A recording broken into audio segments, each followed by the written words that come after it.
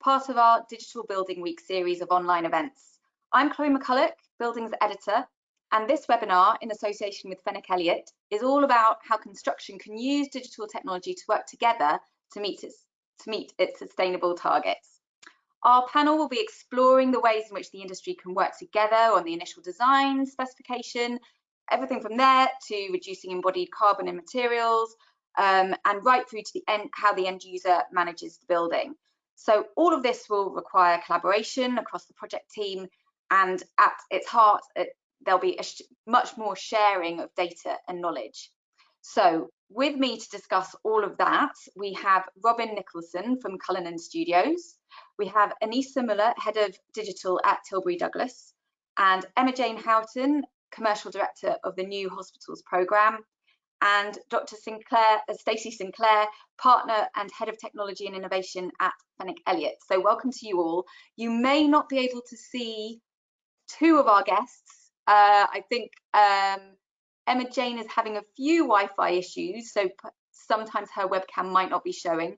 And also Anissa is joining us by dialing in. So unfortunately, you might not be able to see them, but when it comes to the presentation, I know Anissa's got slides and we can still share those with you.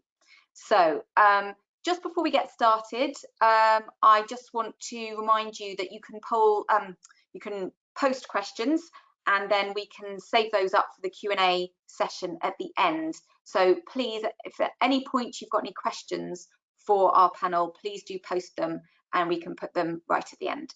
And apart from that, I think everything should be as it is. If you've got any technical issues, also post those and we will pick up on those. And finally, just to let you know, this webinar is being recorded. So if you've got colleagues that you know would have liked the content and you want to share it, you can get this webinar on demand. So do come back to the website later. So I think that's enough housekeeping from me. I'm going to hand over to Robin Nicholson. Robin, if you've got your mic on, and then we can put you in presentation mode.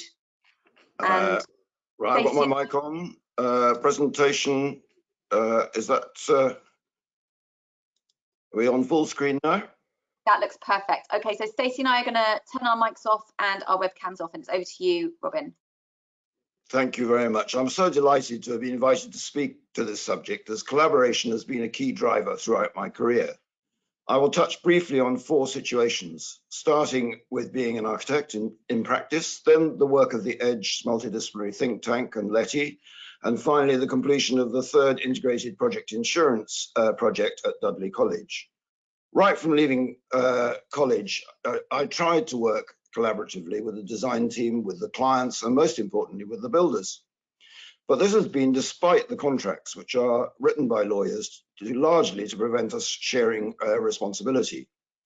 This is usually at the client's expense in terms of both money and quality. So we have to change our procurement processes if we are to achieve net zero buildings. Indeed, this is not new. Michael Latham championed this change in his 1994 report, Constructing the Team, as did John Egan in Rethinking Construction 4 years later. Why haven't we changed?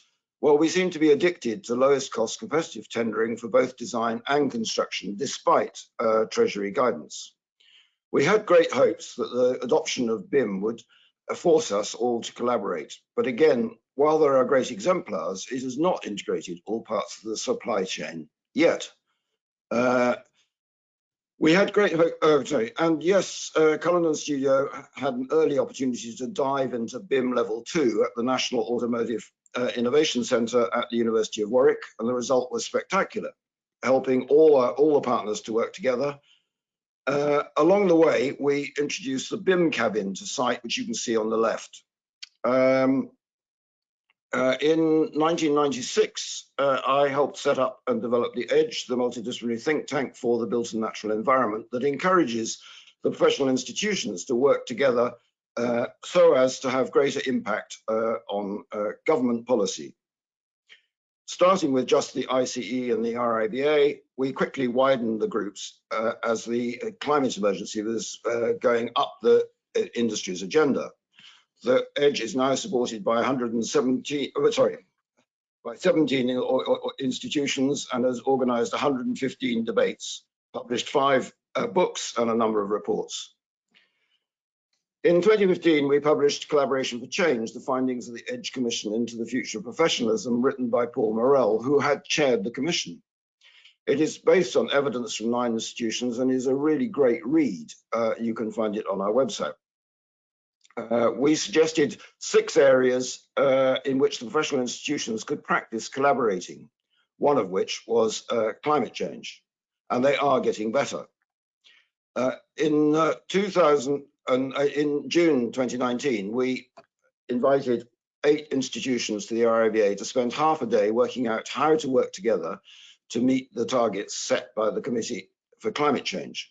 We were amazed when 25 organisations turned up and signed an agreement to collaborate. We then encouraged them to work up their own climate action plans, following the lead of CIBSE and the RIBA, who were already well down this essential route. But then they had to share their plans, which is something they're not very keen on doing. We have no time to go into the details, but 2 years later, working through the CIC, we had helped develop this climate action plan for the whole industry, with 31 bodies now signing up to work together in 10 work streams, each led by a separate institution. These are all working hard, but then the institutions have to persuade their members that change is not an option. It has to be a condition of membership. While we might long for other edges to emerge, we can delight in the work of the astonishing LETI, set up by a young environmental design engineer, Clara Bagnall-George, in 2017 to help improve the London Plan. A multidisciplinary group gathered to work on a voluntary basis. Then the group grew and 100 worked up the LETI Climate Emergency Design Guide, published last year and downloaded over 60,000 times. One of the key aspects of the LETI guides is that the metrics are agreed with other bodies such as the RIBA, CIBSE and the UK Green Building Council. Now they have over 1,000 developers, engineers, housing associations, architects, planners, academics, sustainability professionals, contractors, and professional managers working in 10 work streams. That's their words. And on Thursday, they will be launching their retrofit guide, having worked with them on a client guide to net zero. I'm confident that our younger professionals will help us get our collective act together and do the right thing.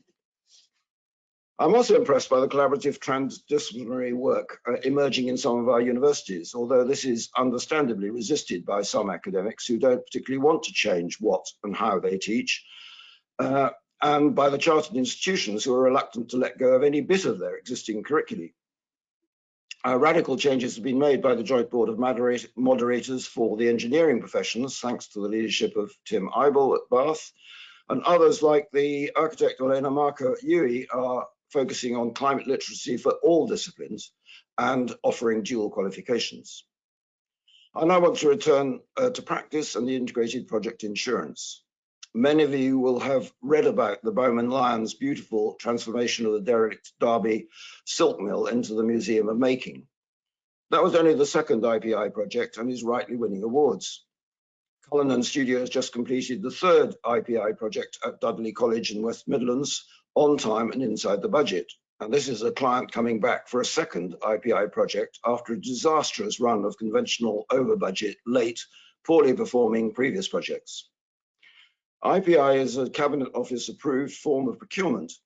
The client has a project, a brief and a site with a realistic budget before the IPI team choose the team through behavioural workshops to test their capacity to collaborate. Before any design is begun, the project board, consisting of the client, the architect, the structural engineer, the main contractor, and the MEP contractor, agree who is doing what, how long they will each take, and their personal hourly rates. The design is developed collaboratively and key decisions approved by the board. This is on a pain-gain arrangement whereby any money unspent is shared, but so is any overspend up to a limit beyond which the project sum is covered by insurance, as is the performance of the building. Everyone, including the client, has to behave differently and work as a team, but it means you only draw things once instead of having to respond to endless value engineering. And when things go wrong, as they do, there is no blaming everyone else, as you all have an interest in finding the best solution.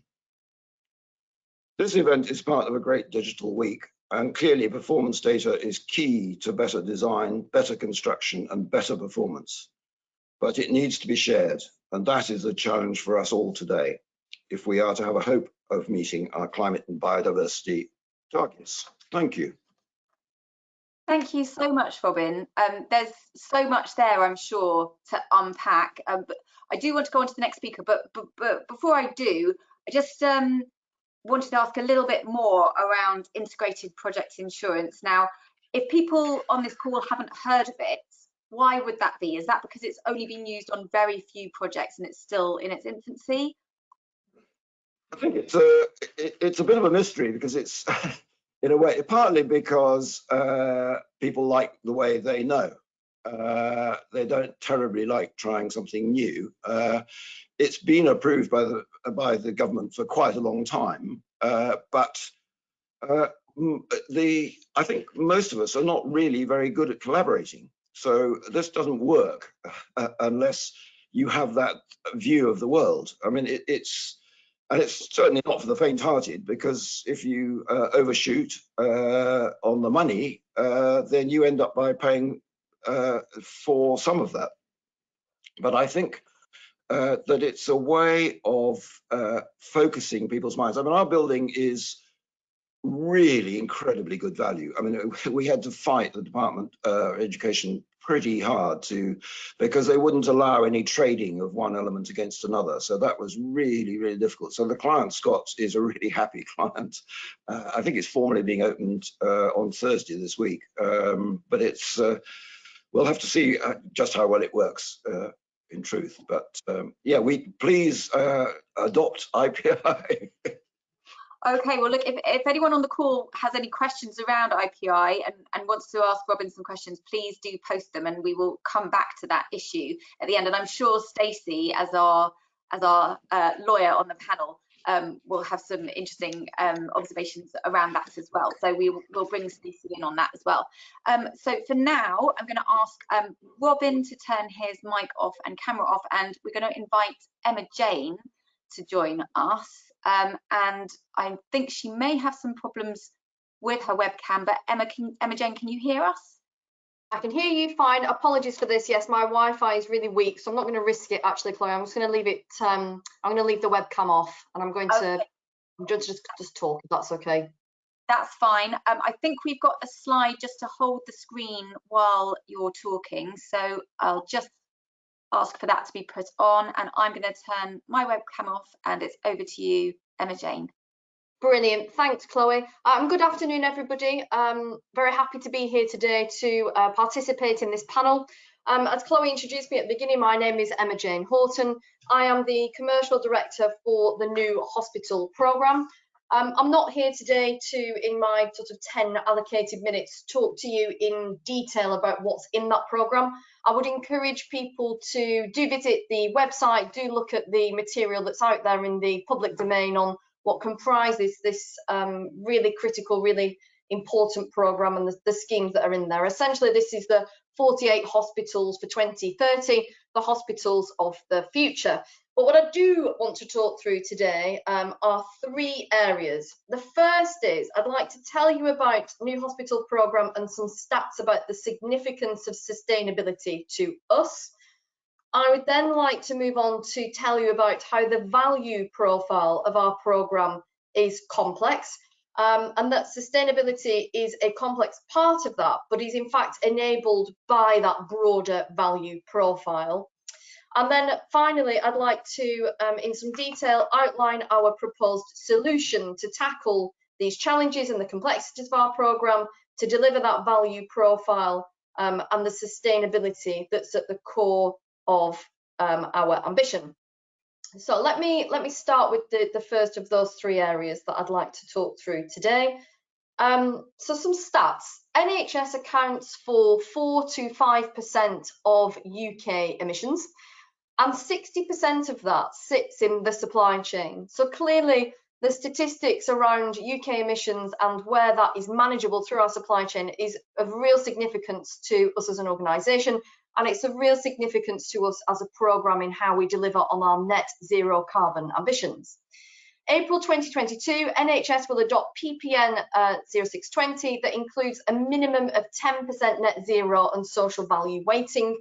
And that's great for broader management of the supply chain, and that's also really impactful for how we will think about our procurement strategy, not just in how we position that in the market and how we undertake market engagement, but also in how we will run our procurements and evaluations and appointment of suppliers that we want to work with that take this agenda item really seriously. From April 2024, all suppliers will be required to publicly produce a carbon reduction plan and publish notification on emissions. April 2023, I'm going to jump back in time for a moment just now, NHS will adopt PPN 0620 for all contracts above 5 million, so that they are required to publish those carbon reduction plans. So those are some stats just to outline that the teams that we work with are currently looking at this, and that this is a really critical area for both NHS and us as NHP. So to move on to talk a little bit now about the broader social value profile of NHP as a programme and how this links through to sustainability. So for the new hospital programme, it is about building those hospitals of the future, but it is as much about how we build them as what we build. So our investment case from Treasury includes, for example, the need to provide digital solutions. It includes the need to standardise design, so that's a consistent approach across each of those schemes as it relates to the programme. It includes a need to deliver on net zero carbon 2050, to maximise the use of MMC, and to adopt really critical priorities for government in line with Construction Playbook and the Transforming Infrastructure Performance Roadmap to 2030. And it's interesting because this broad range of socio-economic benefits, that it's interrelated in the way that we will develop our delivery strategy and in the way that we will develop the commercial strategy that then underpins that. Which brings me on to the final part of what I wanted to talk about to bring us through to the collaboration part of this panel debate. So how are we thinking about that on NHP, and how will we tackle these complexities and create the collaboration and the space to think and solve these problems? Well, Robin presented just now and outlined the historical issues that we all recognise in contracting and how that constrains the market's ability to participate and constrains the innovation that we want to see. And we do recognise that in our commercial philosophy and approach on the new hospital programme. And we know that if we deliver in the same traditional way that we've done in the past, that we won't get that innovation, the forward investment and the broader supplier base that we so desperately need if we are going to deliver this programme. So we have adopted an alliance approach. It's an evolving alliance approach through generations. We recognise that the duration of our programme over 10 years, we won't be able to solve for all of the complexities we face tomorrow, but we will be able to evolve our thinking. We'll be able to evolve our approach as a client, our maturity as a client, and that of the market in terms of how it responds to these complexities over that duration and through phases in an evolving alliance model. We also recognise that we need to work together to create joint IPR in our alliance model, and that's exactly what we are focusing on through the provision of both works contracts and service contracts. Our alliance will be 2 sub-tiers to bring in a broader range of participants. So we're targeting existing suppliers, we're targeting new suppliers, and we're going to look at first-tier suppliers that are already delivering the sector, right the way down through SMEs and micro-organisations, so that we really cast the net far and wide in how we bring the participants to the table to address these complex challenges. And really, I see my job as the commercial director for the new hospital programme to create the commercial vehicle that will enable this, and to create the right collaborative environment and the culture to make this possible. So that's a bit of a whistle-stop tour through how we think about sustainability at the moment, how we've got a broader range of socio-economic benefits that bring that sustainability challenge to life, and then some outline parameters of how this alliance model will help us take this to market, bring the right brains around the table, and create the space for the thinking and the collaboration that we're going to need if we're going to deliver this successfully. And I'm happy, I'm going to hand back to Chloe now, but very happy to take any questions where I'm able to expand in Q&A. Thank you, Chloe. Thank you so much, Emma-Jane. That was really, really interesting. And I completely get the point that you're trying to cover a huge amount there in a very short space of time. Just one reference that you made that I just thought maybe we could unpack a bit. You mentioned a joint IPR approach. Just for anyone who doesn't know what that stands for, can you just unpack that a little bit? Yeah, sure. So, you know, the range of complexities that we face is vast. We're going to have to invent new ways of delivering new types of design, new parts of MMC, and the delivery strategy that sits alongside that. And of course, if we get this right and we do invent new ways of doing things, we'll have to address the issue of intellectual property that sits alongside it. So what we were desperate to avoid in so doing was that we would have IPR that would then make some of that where you couldn't access it as a program and as an alliance. So the alliance model is designed to generate the IPR to be co-owned in the alliance between, you know, the client and the market, so that it's accessible essentially. Right. Okay, I've got you. And then just you mentioned trying to maximize MMC potential, so modern methods of construction. What barriers do you see to that, and how are you trying to overcome that as obviously a massive client? Can you, in terms of your purchasing power, make the difference? Well, I see it as my role, there's certainly purchasing power and providing the pipeline to generate the confidence in the market for the forward investment. That's going to be absolutely essential. And enabling the market to respond in that way so that we can get to the common commodities and components that make those economies of scale for MMC possible. But you know, the real trick and the thing that we've got to solve for first before we even think about doing any of that is to get the approach to the design philosophy on NHP right, so that we are able to even think about MMC. Because if we don't tackle how we think about design, if we don't standardize the design or make it fit for manufacturing, make it fit for modern methods of construction, then none of the MMC, not the big opportunity anyway, none of the MMC is ever going to really come to fruition in that real platform kit of parts approach. So there's a range of things that we need to do. There's a range of things that we need to stop doing in the old ways of delivering to, you know, create that confidence and create that ability for the market to work with us and get to a kit of parts approach. Okay, and where do you see, where are we in that journey? Do you think, are we at the very beginnings of talking about, you know, the design philosophy and making it fit for manufacture, or are we quite, some parts of the industry, quite well along? Well, I think that's probably one of those questions to which there exists no one simple answer, and I think probably many things are true all at the same time. So, you know, I should highlight, and I would want to celebrate that it's not, you know, it's not like we're starting with a blank sheet of paper. It's not like we've not done any of this in construction or in fact, in this sector, there are many successful stories already that we should bank and we should build on, because the NHS is already doing elements of this, as indeed is wider construction.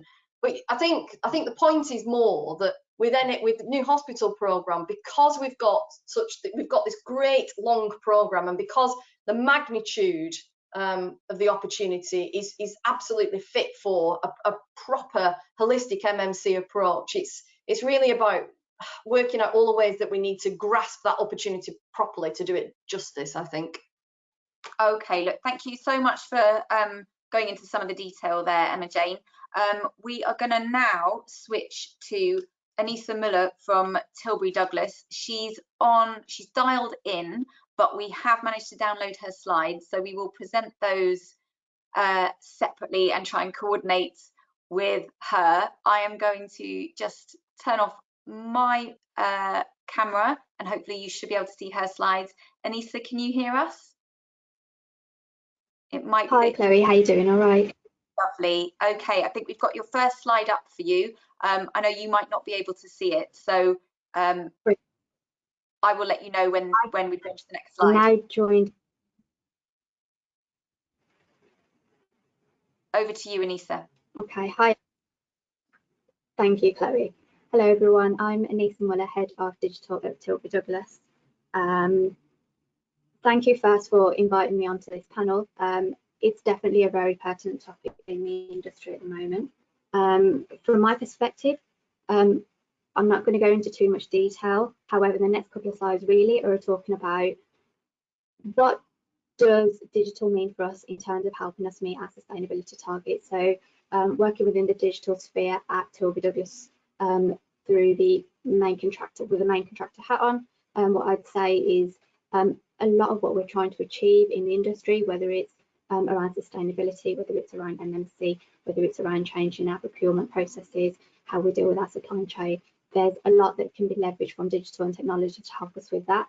So what I'll do over the next couple of slides is give you a feel for what it really means for us in terms of supporting with collaboration and helping us meet our targets. Can we have the next slide, please? We're on the next slide now. Yeah, so the construction industry in its own right has a very significant global impact. So if we look at the built environment in general, it contributes to about 40% of the UK's total carbon footprint.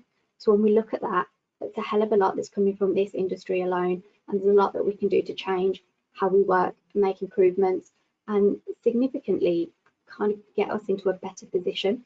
Now, from my perspective, the way we can do this is all about coming together. But how we do that is thinking about, well, what enablers are there? What can we leverage? What can we put into place? And I think a lot of that will revolve around digital technologies. As an enabler to collaboration, it will allow us to bring together different tools, different people, different processes in a way that we may not have done previously or may not have been able to. Now, Robin's already spoken about historically how we've got to where we've got to. We've had things like the BIM Level 2 mandate. There's been different approaches to bringing technology into play. Some of those successful, some of those only small pockets of excellence, some of those not as much as what we would have liked to see. So it's almost a case of, right, okay, do we need to almost step back and have a bit of a reset? So just to put this into a bit of context, the NBS recently did a survey. It's their digital construction report effectively. And one of the questions they asked the respondents was, well, do you agree or disagree that the adoption of digital technologies and how we work in the built environment will help create better places that will have a positive impact on the environment and that will help create a safer environment? And 74% of people upwards kind of agreed that yes, technology will be a big enabler in terms of achieving some of these goals. I guess really though, there's two steps to this. Is first understanding what challenges we've got into place. Like Robin said, we've come a long way, but there's also a lot that we could have done that we haven't been able to. So what are those challenges, and also how do we address them? Chloe, next slide, please. That's showing for you now. Thank you. So I've only tried to keep this brief and high level, but if we looked at challenges, what I'd say is there's probably three key barriers or three challenges we face at the moment. One is the complexity in the IT landscape. And what I mean by that is there's so much tools out there, so much technology out there. What do you use? What don't you use? When do you use it? What can I use it for? I think one of the key things we need to understand and we need to think about as an industry is when we adopt technology, why are we adopting it? Are we addressing a specific problem? Are we addressing a specific challenge? Is there something that we're looking to improve or change or understand better? And I think from my perspective, especially at Tilbury Douglas, that's one of the key things we're looking at the moment. The technology we have in place has to address a problem or a challenge or an issue that provide some sort of added value and benefit that we need to perform our roles within the industry. So what I would say is, as much as the pandemic has accelerated how we use technology, I mean, a lot of this we're doing over online sessions. We've got more people using Teams and Office 365 and things like that. We're still doing it in silos, so it's difficult for everyone to see benefit if only small pockets are choosing tech and making it work for them. So it's a case of understanding what problem are we trying to address, how are we doing it, and then what can we do to kind of adopt the best technology around there. The second one, I think, is a bit about lack of clarity, or what I like to call information overload. Because we have so much technology out there, It's almost a bit chaotic in the sense that there's information here, there's data there, we're collecting information here and over there, and we're measuring this and we're monitoring that. But how do we bring it all together? And I think the key bit around all of this is, yes, we have unprecedented access to data, but how do we make sense of it? And it's all about having that single source of information, that central place where we collate data, where we look at it, where we understand why we're collecting the information or collecting that data, why we're doing it, and then making those informed decisions. So it's almost like looking at the bigger picture, isn't it? It's a case of, well, I've got these different tools. That's great. I know exactly why I need them. What am I now trying to collect, and how will they help me make decisions? So just looking at what was said by Emma earlier about the NHS and their drive towards improving a lot of their facilities and their estates across the country, it's looking at, well, how can we help you as a main contractor? A, understand what you need in terms of data, and B, how do we make sure you get it where you need it and can use it to make the best decisions that you need to make? It's that kind of an approach. And then the last thing is, it's more of a cultural thing. We've always done things the way we've always done them. As an industry, I guess there's quite a bit of negativity around our almost inability to change, or maybe not wanting to change. Yes, we have always done things a certain way, but we are in a position right now where we can change and where we can improve. We've seen things like what we call the information mandate from ISO 19650 come out. We've seen the government's construction playbook. We then look at some of the drivers that we see in the industry and through the government, like transforming infrastructure performance and their roadmap to 2030. So there's a lot out there that's telling us, look, as an industry, you do need to change. A lot of that focuses on digital, a lot of that focusing on MMC. Primarily, it focuses on safety and net zero carbon. So if we are going to change from a technological point of view, there's a few things we need to consider. We need to, A, make sure we develop our expertise within our own organisations, and that may be a main contractor supporting a client or the supply chain to build up that technical expertise. We don't expect everyone to know everything all the time. It's about providing that support between us, and it's that, again, collaboration between us. It's about empowering our users at the point of need as well. So if we have someone on site and they need to be able to see information or collate information or record information, they need to be able to do that where they are. If we've got someone trying to make a decision, they need to have that data at that point so they can make those decisions. And we also need to consider the supply chain. So it's not something we do in isolation. So as a main contractor, one of the key focuses for us is bringing our supply chain on board with all of this. So whether it's technology wise, whether it's them understanding our net zero carbon strategy, how are we going to deal with design changes and optioneering to make sure we have the best possible solutions out there. How do we put technology in place so we can monitor performance on site? It's a lot of bringing all of that together. So really, challenges wise, opportunities wise, I think that there's a lot more than this, but briefly and broadly, those would be my three key headlines. It's about improving our IT landscape. It's about making sure we kind of make sense out of the chaos of information we have around us at the moment. And it's about that cultural shift more than anything. Chloe, can we go to the next slide, please? There we go. Next slide's up. Thank you. So I've spoken a lot about digital, spoke to you about collaboration, but what does that actually mean for our sustainability goals? Well, really, as we see that digital uptake increase, we'll see more in the way of data and what we collate and how we use it. But the primary reason for collating this data is to be able to make decisions off of actual information. So it's not, I did it like this on the last job and I think that will work, or it's not, you know what, I've been doing this for 20 years, I think that will work. Experience comes into play, don't get me wrong, but having that data is going to be a really key way of making sure we can make sure the right people make their decisions at the right points in time. The other one is about creating smart systems and solutions. At the end of the day, if we work as an industry to identify those industry challenges that we're facing, those industry targets we need to hit, if we look at how we can address those collaboratively, there's less of that siloed approach. So suddenly our systems are a bit more smarter because they talk to each other. The one thing, well, one of many, but the one bane of my life in technology is how we can't get all of these tools to talk to each other. So one of the key things is about making sure we think about that when we bring these in. Then we start looking at other things like reducing waste, reducing rework. How do we make sure we improve? And I don't just mean that in terms of productivity or efficiency gains.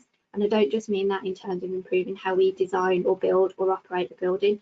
It's also, well, our net zero goals, as we go through that design, construction and build process and that operation and into operation, how do we monitor our targets? How do we know that we're still doing what we said we'd do? How do we know we're still hitting those? How do we know whether there's any opportunities for improvement as well?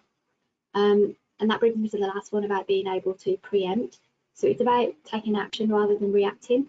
Quite often we react based off of data that's put in front of us, and it's a case of this has gone wrong, how do we fix it? Now with digital, it's more about preempting a lot of that and saying, well, actually, you know what, these we know are our goals. We're midway through the construction process and we see an opportunity here, or we're ready to hand over, or we have already handed over and we're using our facility, and we're looking at those environmental gains that we can make.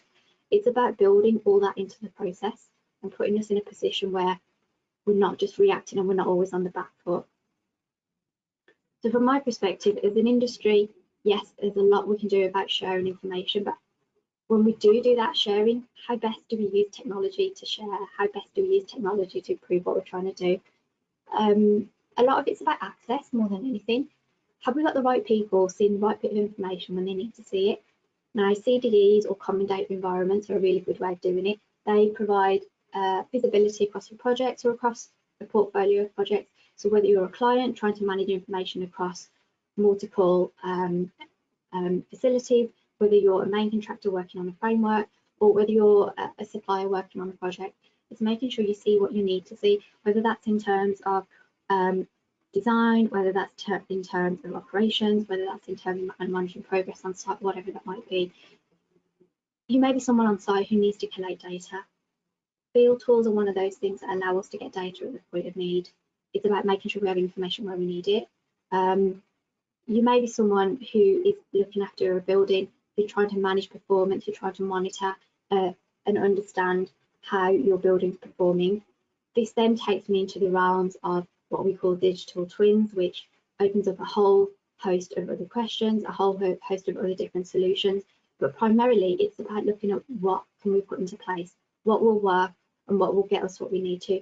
There's a lot of great buildings out there. There's a lot of research that's been done as well. But we now need to kind of step up as an industry. So every building's great and every infrastructure project is great. And a lot of that is going to come down to collaboration, working together. And from my perspective, at least, a lot of it will be about technology as well. Thank you very much, Chloe. Thank you so much, Anissa. You covered a lot there, and I would dive in and into any one of those points, but I think for now we're going to move on to our last presenter, Stacey Sinclair from Fenwick Elliott, and then we can always loop back round to some of the points that you raised if there are people in the audience who want to post questions for Anissa and that specific contractor perspective, which is really interesting, and it's very interesting to look at the practicalities of collaboration with and bringing the whole supply chain with you when you're trying to innovate. So for now, I'm going to move on to Stacey, but please do keep on posting your questions and we will come back to them at the end for the Q&A session. Over to you, Stacey. Great, thank you very much, Chloe, and thank you for having me. I'll try and keep this short so we can move on to the Q&A at the end. Hopefully you can see my screen now.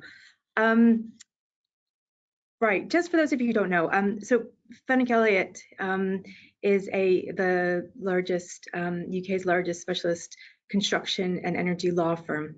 So our focus is solely on advising construction, engineering, infrastructure projects right from the outset through to dispute resolution. So full disclosure, I am the lawyer on the panel, though my previous life was as an architect, so I do have some technical background before this. But the three, if I can move the screen. There we go. So the 3 points I just wanted to touch on briefly for the next 5 minutes is this industry-wide collaboration that we've all been talking about, the legislation and contractual obligations as enablers for change. We've been talking about a lot of different aspects of that, but for me, it's very important that we must remember some other key factors to get us there. And then as a small roundup on technology and data, building on what Anis had just said a second ago. So just firstly, with the industry-wide collaboration point, just a reminder that I'd like everyone to hear me out on this. It does include legal as well. If we want to unlock some of these perceived barriers and truly have successful projects which achieve those climate and sustainability targets, we need to include legal, not least for some of the things you've just heard a moment ago. We're talking about new forms of procurement and/or contracts. These are being envisaged, and obviously, in my view, it's essential to have legal involved in that. If your advisors are established at the outset of the project and they're involved, they're aware of people's aims and goals for the and objectives for the project. And just to note here, I've got on the slide, this ethos was also embodied if you made it to the end of the construction playbook. There is figure 4, and this envisages that legal, that awareness is needed right throughout the 14 key policy areas. All too often we see that lawyers are either simply rubber stamping agreements that have already been discussed at the 11th hour, and so there's going to be some often fundamental issues that aren't picked up, and parties just aren't really willing to amend or change at that point in time. Everyone's still in their happy place. Everyone wants to crack on with the project. So sometimes calling in, the lawyer at the 11th hour isn't going to help things. And alternatively, even worse, in some cases there is no lawyer involvement. And parties only turn to lawyers when a dispute arises. So that's my sort of point on collaboration there and involving the full team. Now, on legislation and contractual obligations as enablers for change, there's obviously a lot that needs to happen for this game changer to achieve net zero, including all of the terms that have come up on this session already: innovation, collaboration, supply chain, behavioral change. But again, I think we need to look very seriously at the contractual obligations and the legislation around that. Underpinning this, of course, is the data of the golden thread, if we can use that term. And I'm not going to dwell too much on the UK legislation at the minute. There's very little legislation in terms of requiring companies to fall within certain carbon emission limits. Having said that, you do have certain initiatives that came out.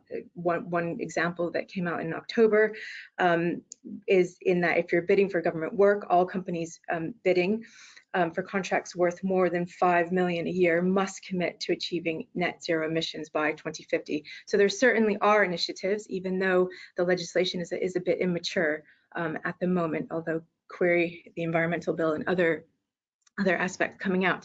But just focusing on the contractual obligations for a minute. Again, immature, but watch this space. We're already seeing change, and we can expect to see more change if we're going to work towards a net zero obligation in contracts. And I think as we've already heard already, it's crucial that this is focused on design obligations as well as the construction and operational phases. And I just wanted to put for those of you who haven't heard it already, I think this is a great example of collaboration within the legal industry itself. I don't know if anyone's heard of the Chancery Lane project, but this is a climate contract playbook. And the Chancery Lane project is made up of about, I think it's up to about 1,300 or 1,400 lawyers now contributing, all from different firms, around the globe, and mostly UK, obviously, but 1,400 different individuals contributing to a series of clauses that can be used in a variety of commercial situations, not just construction. And I've put a few examples for you there, but they have to do with construction standards, material standards, and procurement. And I've just pulled out a few for you here. Sorry, my slides are, there we go. Yep, there we go, thank you. So for example, Mary's clause. It's about the build contract energy efficiency clause. And these basically are amendments to the JCT standard design and build documents to make energy efficiency part of practical completion. And then there's Tristan's clause, and that's introducing a formal carbon budget alongside the traditional financial budget for construction projects. And these clauses are publicly available on the Chancery Lane project website, which I've put there. And so I think that's a real, I think it's a real positive sign that the legal industry is coming together to in a collaborative way to achieve these goals and help others achieve them as well. And of course, it's obviously important to involve the supply chain, and I've put some clauses there around that directly affect the supply chain subcontracts. But watch this space. I know my firm and others are constantly helping. There are peer-reviewed clauses, and we're constantly helping on other ones in terms of MMC, NEC clauses, and further supply chain obligations. So it's not just about those. I mean, when we look at these contracts, some of the issues that are arising, how are we going to incorporate contractual obligations in the specifications, prerequisites to tendering, benchmarking, termination, dispute resolution. All of these we're starting to see really good discussions around and really good ideas filtering into contracts. Now, I will say we all do need to be aware of what is termed as greenwashing. We really need to what have you signed up to do? What have you signed up to deliver? Whether it's an outcome or specific contractual obligation. Just one example there of Client Earth versus BP, where a complaint was made because they were not achieving what they said, or there were misleading statements. So I think more challenges like that one are to come in situations where companies are making promises and they're signing up to specific contractual obligations that they may not be delivering. So one to watch out for there. Next slide. And then just moving back to what Anise just said a moment ago, and actually what we're seeing is in these contractual obligations, there's obviously going to be a huge amount of measurement, monitoring, management, mitigation, predicting, reporting, all of that going on, and if we're going to achieve net zero projects and buildings. And this is where the use of technology is going to become fundamental to achieve some of these obligations. And just to end on, we're already in a space of these connected technologies, taking the point that sometimes connecting them can be difficult at times. But if we're talking about digital twins, if we're talking about new technologies, we're in a space now where it's real-time, connected, and data, there's a real-time flow of data. Now, there are issues that one needs to be alive to this, one needs to be alive to, and I think that's really where the legal industry can assist in that respect. I've just listed just some of the issues here, because data really is underlying some of these either contractual obligations or what we're trying to achieve at the end of the project. So if we have at the front of our minds what those legal and technical issues are in terms of liability, for performance and outcomes, capturing data, and being very specific about it in terms of accuracy and tolerance of sensors, hosting of data, backups and security. And for me, really, I mean, as we move towards hopefully digital twins and smart cities and so forth, there are, as we've already mentioned previously about IP and copyright and other issues. Are you going to be able to access the data when you want to? Issues around ownership and copyright of data, licensing and so forth. I mean, when we're talking about offsite manufacturing and maybe it's building, building these digital products and who owns it, when can it be used for in future projects to come so you can maximize those efficiencies and so forth. These conversations need to be had at the outset of a project so you don't find yourself in a dispute during the project or afterwards. And similarly, security huge at the minute for a whole host of reasons. But some of these issues, if we can think about them at the outset, it's going to help to make collaboration and achieving a successful project that much easier. I think I've probably been through this slide enough, but it's really about managing expectations and thinking about what needs to be handed over on completion, what is necessary for the life cycle of that asset or project, and really defining that at the outset, even if as we're talking about outcomes, definitely something that should be incorporated. Sorry about the slides. And Chloe, I think I'll end on that. I think net zero is this unprecedented transformational game changer, and I see contractual obligations and technologies as enabling this change. And with that, I shall hand back to you, Chloe. Thank you so much, Stacey. You covered loads there, and that's great. And I think it is really important to not forget the legal aspect, because while we talk about sustainability and collaboration in the industry, that doesn't count for much if you end up in a dispute. You're not going to be collaborating much, are you? So at that point, I'm just going to ask if Robin can turn on his webcam and join us again. And I know Emma Jane and Anissa are still there, so we're going to broaden out the discussion now to bring in some of our questions. But before we do, just in our pre-broadcast chat, I know Robin just floated something slightly radical in there, which maybe you want to bring in now, Robin, while we've got Stacey. When I think you mentioned, is there a future for design and build if we are talking about collaboration and we are talking about contracts? And I know Stacey was highlighting new clauses that are being developed, but do you think that approach could work, or are you just completely convinced that design and build has to be binned for something else? Well, I think design and build is inherently wasteful, because you're multiple tendering and then having to change designs instead of doing it once all together as a team. So it's a question of whether or not there is any evidence to suggest that the client gets a better deal at the end of it or than not.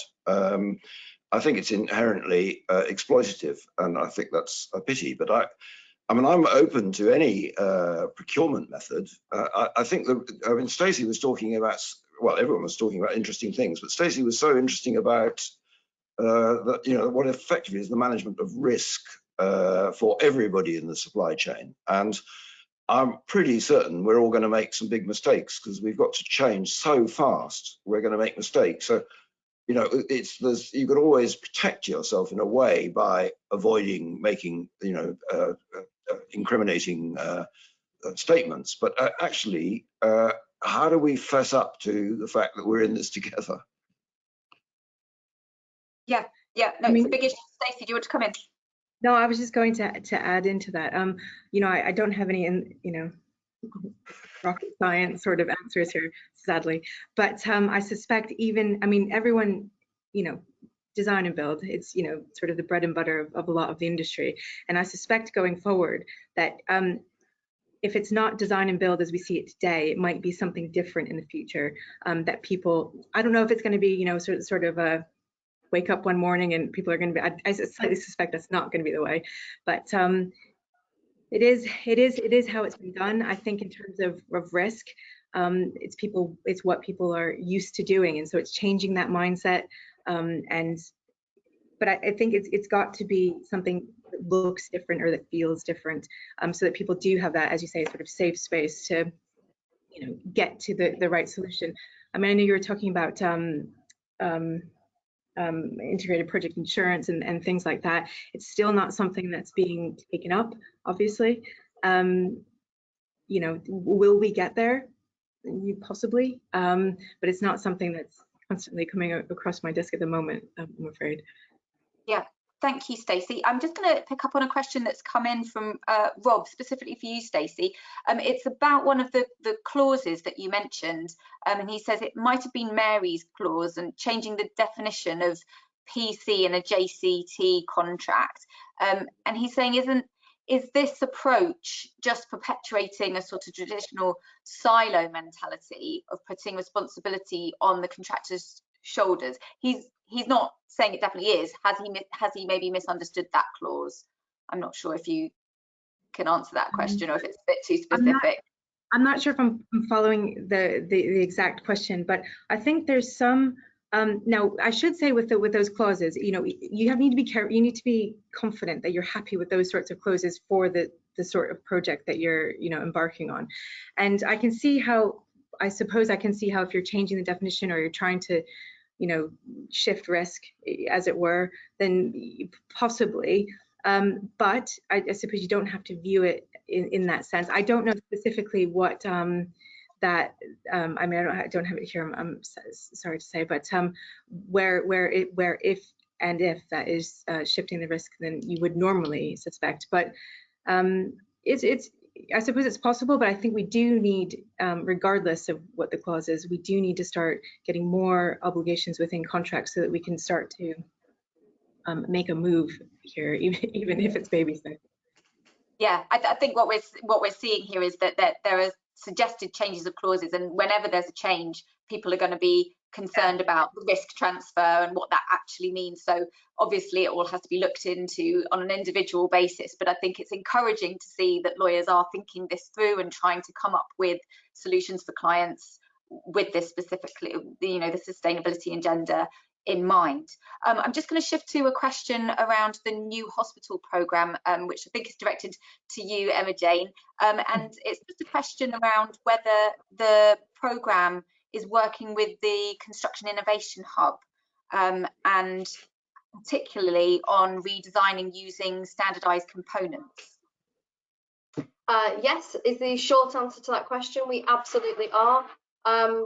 We've been in contact with a number of members of that team and extended out also to the MTC through the Construction Innovation Hub. So we're working with both Keith and with Trudy on that platform-led approach, and just basically trying to understand the work that's been done so far so that we can learn from that and capitalise on that, and where it makes sense, bring that into the development of our own strategies so that we're not reinventing the wheel. So yeah, we're very well plugged in with Construction Innovation Hub. Yeah. Okay, I'm sure that will be reassuring for that listener to hear. Okay, I think we've probably got time for one more question. And this one is saying, is there a route and intention to provide learning and insight exchange that resolves any potential IPR constraint that can be shared outside of an alliance? So I don't know if anyone knows of any ways that people can learn and share insights that get over this intellectual property rights issue. Is that actually quite an issue for the industry? I'd look to the legal view first. Here, Stacey, do you have a view? I've got my own view based on my strategy, but I think the legal view is probably the stronger one.